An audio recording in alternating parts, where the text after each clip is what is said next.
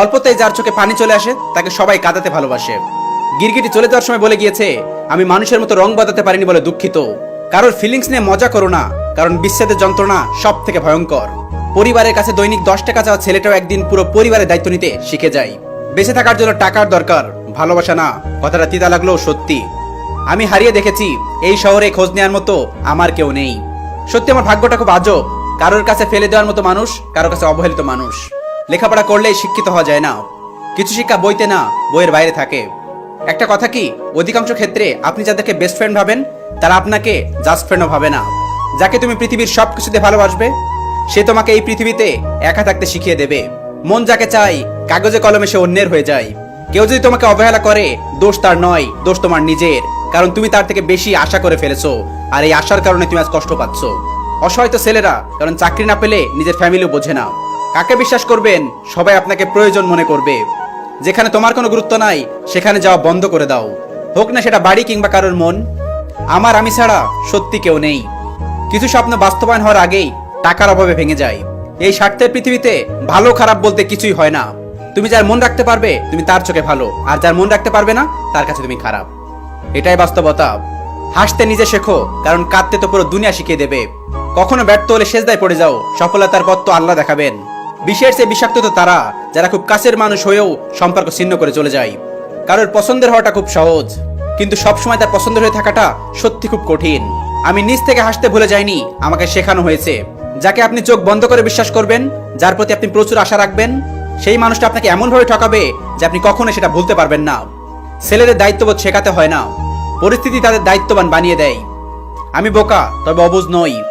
অবহেলাটা ঠিকই বুঝতে পারি। আমরা ভালো থাকার চেয়ে ভালো আছি এটা দেখাতে অনেক বেশি পছন্দ করি। আমার পছন্দের মানুষটা তার পছন্দের মানুষটাকে নিয়ে ব্যস্ত। আই উইশ এমন একটা মানুষ থাকুক যে আমার প্রতি কখনোই বিরক্ত হবে না। মানুষকে অনেক কাছ থেকে দেখলাম, মানুষ আসলে দূর থেকে অনেক সুন্দর। কিছু মানুষ আপনাকে এই কারণে অবহেলা করে যে আপনি তাকে বুঝিয়ে দিয়েছেন আপনি তাকে ছাড়া থাকতে পারেন না। মানুষ যতটা ভালো সাজে অতটা ভালো নয়। যার কথায় মিষ্টি বেশি তার মনে বিষ বেশি। গোপনে পাপ করলে মানুষ তিলে তিলে ধ্বংস হয়ে যায়, আর গোপন ইবাদত করলে মানুষ শ্রেষ্ঠ হয়ে যায়। আমি মানুষের কাছে এটা কখনো শুনিনি যে ও ছেলে, ওকে একটু সম্মান করো।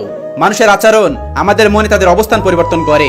যার জন্য এত মানুষকে অবহেলা করলাম, আজ আমি তার কাছে অবহেলিত। মানুষের নতুন মানুষ হয়ে গেলে পুরান মানুষকে মনে থাকে না। দুনিয়াটা আল্লাহর রহমতে ঘেরা, কিন্তু আফসোস দুনিয়ার মানুষগুলো অহংকারে সেরা। আগে মানুষ মিথ্যা বলতে ভয় পেত গুনাহ হবে বলে, আর এখন মানুষ সত্যি বলতে ভয় পায় বিপদ হবে বলে।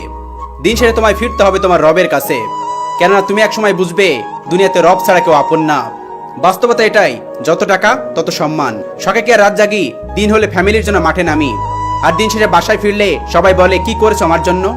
আর রাত হলে সেই কথাগুলোই মনে পড়ে, চোখ দিয়ে অবিরত পানি পড়তে থাকে। কি করলাম আমি সারাদিন, কাদের জন্য করলাম। দিন শেষে কেমন জানি হয়ে যাচ্ছি, আগের মতো আর কারোর সাথে কথা বলতে ইচ্ছা করে না।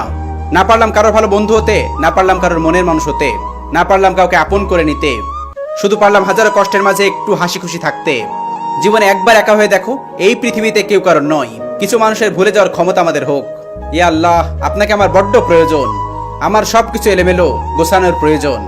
যদি মনে করো সবকিছু হারিয়ে ফেলেছো, তবে মনে রেখো গাছেরা প্রতি বছর তাদের পাতা হারায়, তবুও দাঁড়িয়ে থাকে নতুন ভালো দিনের প্রতীক্ষায়। ইয়া রব, কেউ না জানুক আপনি তো জানেন আমি কতটা ভেঙে আছি। আমার জীবনে একটা বিশ্বস্ত হাত খুব প্রয়োজন, যাকে আমি চোখ বন্ধ করে বিশ্বাস করতে পারবো। ভেবেছিলাম আমি একা, কিন্তু জীবনের প্রতিটা মুহূর্তে সৃষ্টিকর্তা আমার সহায় ছিলেন।